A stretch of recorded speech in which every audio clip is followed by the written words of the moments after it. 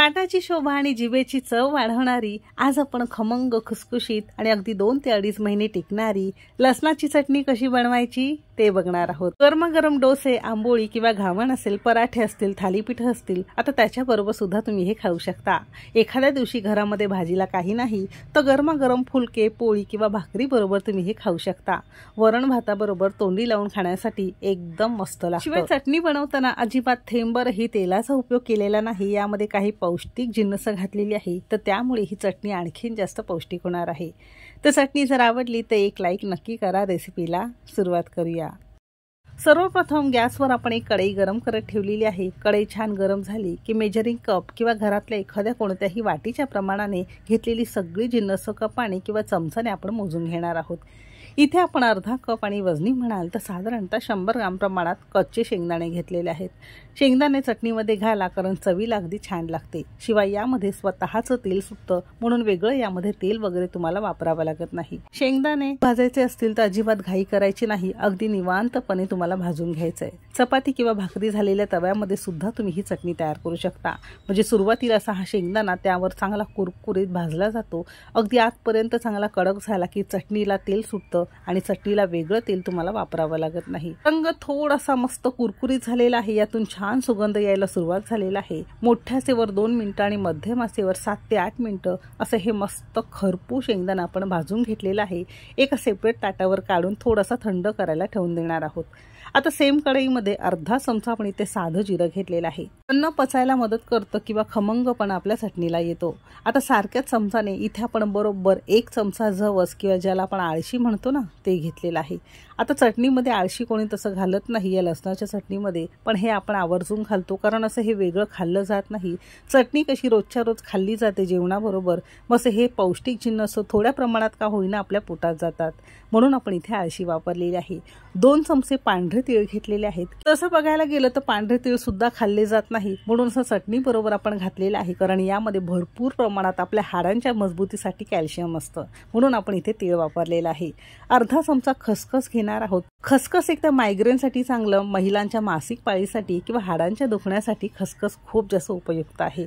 ही सुद्धा खाल्ली जात नाही म्हणून या बरोबर आपण वापरलेला आहे। अगदी पाव चमचा आपण इथे ओवा घेतलेला आहे। बऱ्याच जणांना अन्न खाल्ल्यानंतर थोडंसं अपचन किंवा ऍसिडिटी होते, तर असं हे ओव्याचं सेवन आपण करणार आहोत। आता इथे आपण अगदी पाव चमचा किंवा दाण्यांमध्ये मोजाल तर साधारणतः 20 दाणे आपण इथे मेथी दाणा घेतलेला आहे। मेथी दाण्याचे सुद्धा आपल्या केसांच्या, हाडांच्या आणि आपल्या सगळ्या शरीरासाठी खूप जास्त हेल्थ बेनिफिट आहे। तर ही सगळी जिन्नस आपण घरातल्या नाश्त्याच्या चमचाने मोजून घेतलेला आहे, तुम्ही सुद्धा चमचानेच मोजून घ्यायचं आहे। ही सगळी जिन्नस अशीच खाल्ली जात नाही, म्हणून अशी ही चटणी बरोबर घातली की थोड्या प्रमाणात का होईना आपल्याला याचं रोज हेल्थ बेनिफिट मिळेल। साधारणतः मोठ्या आचेवर 2 मिनिटं आणि मध्यम आचेवर साधारणतः 3 ते 4 मिनिटं हे मस्त तडतडेपर्यंत आपण मस्त खरपूस भाजून घेतलेलं आहे। तुमच्याकडे बडीशेप असेल तर अर्धा चमचा तुम्ही यामध्ये बडीशेप सुद्धा घाला। काही जणांना उष्णतेचा त्रास असतो तर बडीशेप सुद्धा त्यांच्यासाठी खूप कारगर आहे। असं छान खरपूस झालं की केसांच्या आरोग्यासाठी खूप जास्त उपयुक्त एक 20 ते 25 इथे आपण कढीपत्त्याची ताजी पानं घेतलेली आहे। आता कढीपत्त्याचे फायदे किती सांगायचे, याच्यामुळे आपल्या केसांचं आरोग्य नेहमी चांगलं राहतं। कढीपत्ता तसा खाल्ला जात नाही, वेगळा काढला जातो, म्हणून अशा या चटणी बरोबर आपण वापरलेला आहे। इथे आपण साधारणतः 20 ते 25 लसणाच्या पाकळ्या घेतलेल्या आहेत। बाजारामधून जेवणासाठी जेव्हाही तुम्ही लसूण वापरता ना, तसा हलक्याशा लालसर रंगावर छोट्या कळ्यांचा आणि गावठी लसूण आपल्याला घ्यायचा आहे। इतर लसणाच्या तुलनेत थोडासा महाग असतो, पण चवीला छान असतो। याचं नैसर्गिक जे ऑइल असतं तेच आपल्या जेवणामध्ये आपल्या आरोग्यासाठी खूप जास्त गरजेचं असतं। कारण लसणाचा काय फायदा असतो माहिती आहे का, आपलं रक्त पातळ ठेवण्यासाठी हे मदत करत असतं, म्हणून असं हे चटणीमध्ये आपण लसूण वापरलेलं आहे। लसूण तुम्ही तुमच्या आवश्यकतेनुसार थोडासा कमी किंवा जास्त करू शकता। इथे आपण साधारणतः 20 ते 25 मोठ्या आकाराच्या पाकळ्या घेतलेल्या आहेत, लहान असेल तर थोड्याशा वाढवू शकता। आता ही सुद्धा जिन्नस साधारणतः 2-2.5 मिनिटं मोठ्या आणि कमी आचेवर भाजून घेणार आहोत।